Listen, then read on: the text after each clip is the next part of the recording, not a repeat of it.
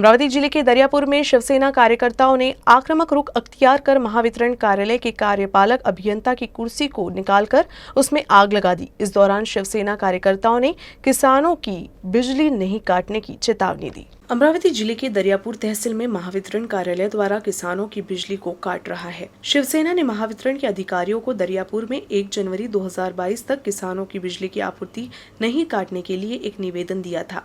हालांकि निवेदन के बावजूद महावितरण ने बिजली कनेक्शन काटने का अभियान को जारी रखा है। इस बीच गुरुवार को शिवसेना ने विरोध स्वरूप महावितरण कार्यालय में रक्तदान शिविर का आयोजन किया था। उसके बाद जब कार्यकर्ता अधिकारियों से चर्चा कर रहे थे तो शिवसेना के कार्यकर्ता आक्रामक हो गए, क्योंकि अधिकारियों ने कोई ठोस आश्वासन नहीं दिया। शिवसेना तहसील प्रमुख गोपाल पाटिल अरबत के नेतृत्व में कार्यकर्ताओं ने कार्यपाल अभियंता की कुर्सी निकालकर उसमें आग लगा दी। शिवसेना ने चेतावनी दी कि अगर किसानों की बिजली आपूर्ति काटी गई तो कार्यालय में भी आग लगा दी जाएगी।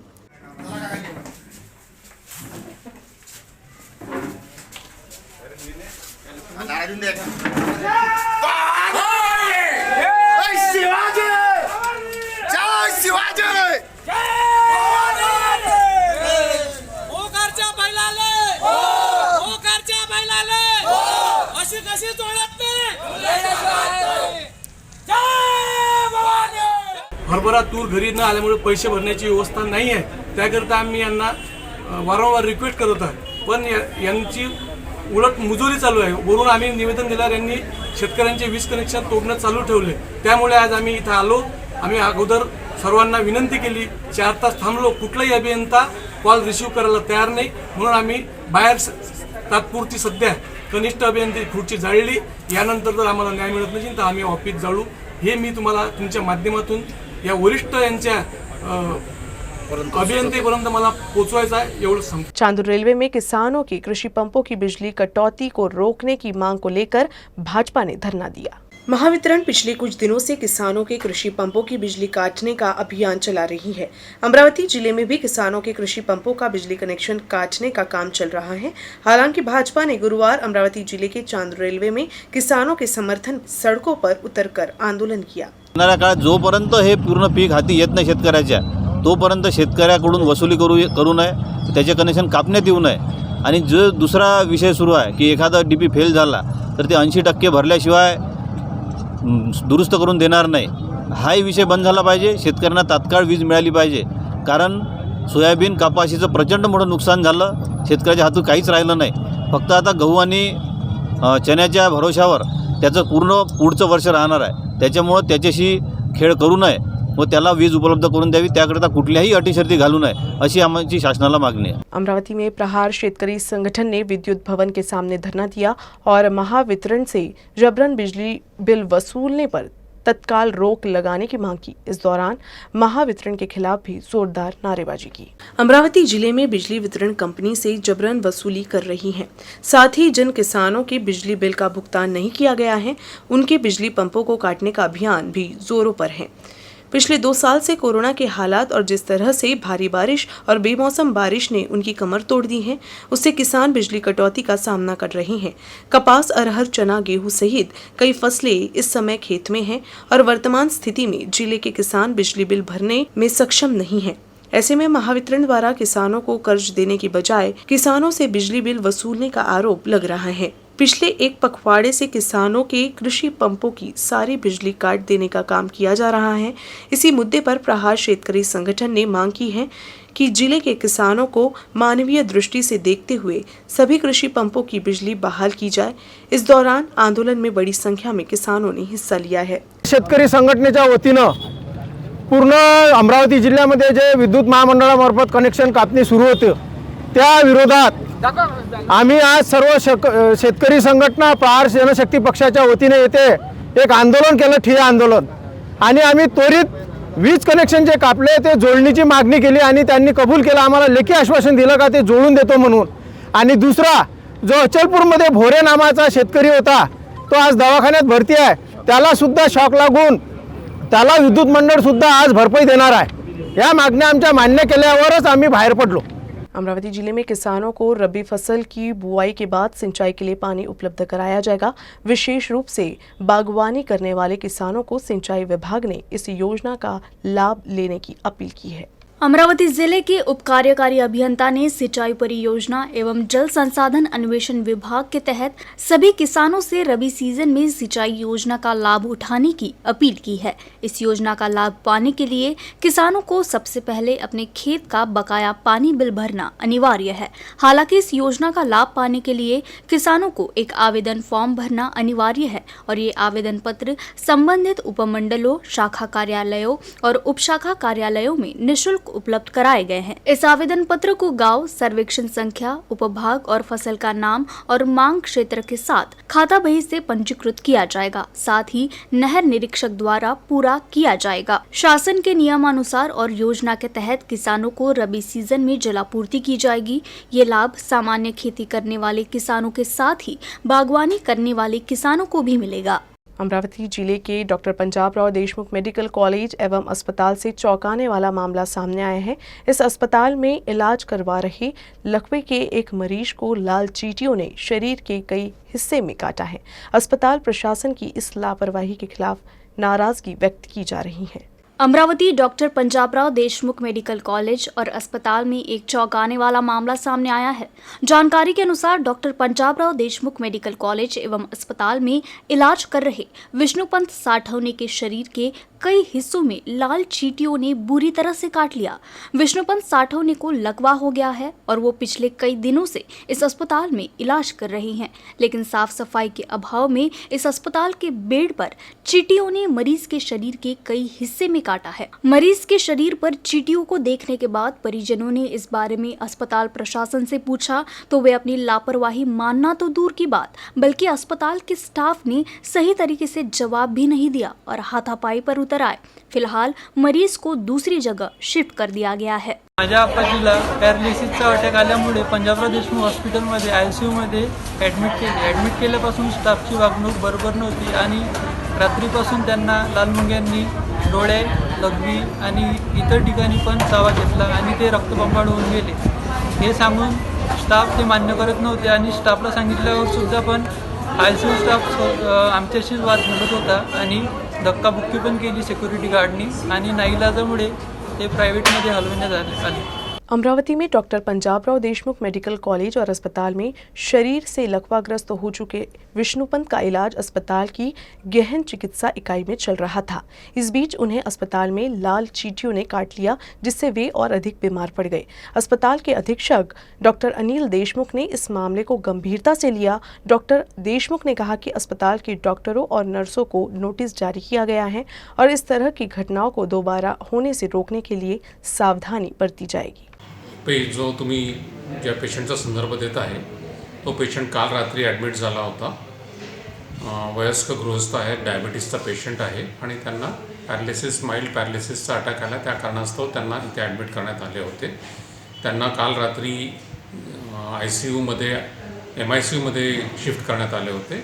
आज सकाळी त्यांच्या बेडवर थोड्या मुंग्या आढळल्या, ज्या की त्यांच्या पापण्यांच्या वर काही थोड्या जखमा दिसतात आहेत।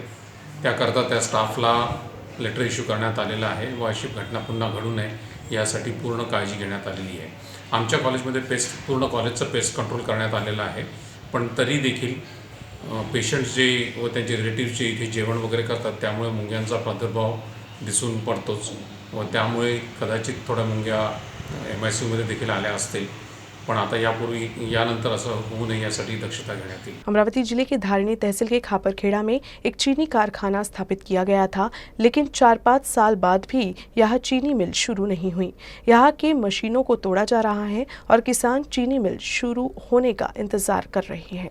किसानों को आत्मनिर्भर बनाने के लिए हर स्तर पर प्रयास किया जा रहा है, लेकिन कई बार ऐसे मामले भी होते हैं जहां किसानों की उम्मीदें धराशायी हो जाती हैं। ऐसा ही एक मामला चीनी फैक्ट्री के नाम से धारणी तहसील के खापरखेड़ा गांव के पास चीनी कारखाना स्थापित करने का निर्णय लिया गया ताकि मेलघाट के किसान इस चीनी कारखाने में अपना गन्ना बेचकर आसानी से अच्छी उपज प्राप्त कर सके। शहर की बड़ी चीनी मिलों की मशीनरी भी इस स्थान पर स्थापित की गई है। हालांकि 4-5 साल बीत चुके हैं और यहाँ आज तक एक भी चीनी मिल शुरू नहीं हुई है। जब यहाँ चीनी मिल शुरू हुई तो किसानों को उम्मीद थी कि किसान अपने खेतों में गन्ने की बुआई बढ़ाएंगे। इस क्षेत्र के किसानों को आज तक चीनी मिल न शुरू होने का कारण समझ नहीं आ रहा है। हालांकि मेलघाट के किसानों को यह चीनी मिल शुरू कर अपना गन्ना बेचने के मौके का अभी भी इंतजार है। विभिन्न मांगों को लेकर गुरुवार को अमरावती जिले के मोर्शी तहसील के नेर पिंगलाई में ग्राम संघर्ष समिति द्वारा एक ग्राम रास्ता रोको आंदोलन आयोजित किया गया। नेर पिंगलाई गांव की भीतरी सड़क पर तत्काल काम शुरू करने की मांग को लेकर आंदोलन का आयोजन किया गया था। इस अवसर पर गांव संघर्ष समिति के समस्त पदाधिकारी एवं ग्रामीण उपस्थित थे। ग्राम संघर्ष समिति के अध्यक्ष रामदास पंत भेले एवं ग्राम पंचायत सदस्य रूपेश गणेश, गुलाम भाऊ, नरेंद्र बर्दे, विजय इखर, अनूप पांडेय एवं समस्त ग्रामीण उपस्थित थे। ग्रामीणों ने करीब 1.5 घंटे तक सड़क जाम की, जिससे दोनों ओर वाहनों की लंबी कतार लग गई। सड़क की मरम्मत और नई सड़क के निर्माण के लिए ग्रामीणों ने लोक निर्माण विभाग के पास कई याचिकाएं दर्ज कराई है, लेकिन ग्रामीणों ने गुरुवार से सड़क जाम करना शुरू कर दिया है। आम्ही गाव संघर्ष समितीचे सर्व गावकरी मंडळी व गाव संघर्ष समितीचे सर्व पदाधिकारी इथं आहे। गेल्या काही दिवसापासून 6 महिन्यापासून आमचं उपोषण आणि आंदोलन माधव इन्फ्रा कंपनी व सार्वजनिक बांधकाम यांच्या विरोधात चालू आहे। तात्काळ गावातील काम सुरू करा या मागणीसाठी आमचं हे आंदोलन आहे। दिवाळीनंतर सार्वजनिक बांधकाम यांनी आम्हाला सांगितले की तात्काळ आम्ही गावातील काम सुरू करू, पण अद्याप कोणते गावातील काम सुरू झालेले नाही आहे। त्यासाठी आम्ही आज रास्ता रोको आंदोलन केले आहे। याकरता आम्ही गावकऱ्याला कोणताही त्रास न देता फक्त माधव इन्फ्रा कंपनीचे ट्रक अडवित आहे व त्यांच्या लेबरचे ट्रक अडवित आहे। अमरावती जिले के मुख्य कार्यकारी अधिकारी अविशांत पांडा ने विदर्भ विभागीय विकास अकादमी में स्वच्छ एवं सुंदर गांव के लिए अधिकारियों की बैठक ली। उन्होंने अधिकारियों और कर्मचारियों से नवीन पहलों को लागू कर गांव को स्वच्छ और सुंदर बनाने की अपील की। स्वच्छ भारत मिशन के तहत जिला परिषद द्वारा कार्यशाला का आयोजन अमरावती में डॉक्टर पंजाबराव देशमुख में हुआ।